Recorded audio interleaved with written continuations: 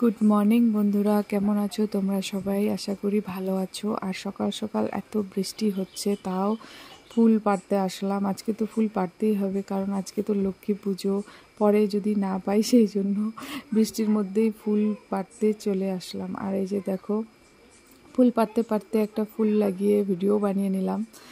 আর সকাল সকাল উঠে ফ্রেশ হয়ে ফুল পাড়তে আসছি, সো আমার চুলটাও আঁচড়ানো হয়নি, দেখতেই পাচ্ছ। আর তারপরে নিলাম বেলপাতা, দূর্বা, এইসব মানে যেগুলো ঘরেই পাওয়া যায় সেগুলো নিয়ে নিলাম।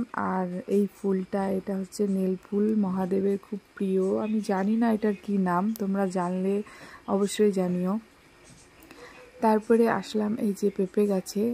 তার আগে বলে রাখি, আমি কিন্তু আমার বাবার বাড়িতে এসছি, বাবার বাড়িতে প্রচুর শাক সবজি। আর এই যে পেঁপে কুচি কুচি করে কেটে মা বড়া বানিয়ে নিল, আর সঙ্গে ছিল খিচুড়ি। আমি তো খাইনি, উপোস ছিলাম, বাড়িতে বাকি যারা ছিল তারা খেয়েছে। আর পেঁপে বড়া ভীষণ পছন্দের একটা, মানে পেঁপে তো এমনি খুব ভালো খেতে।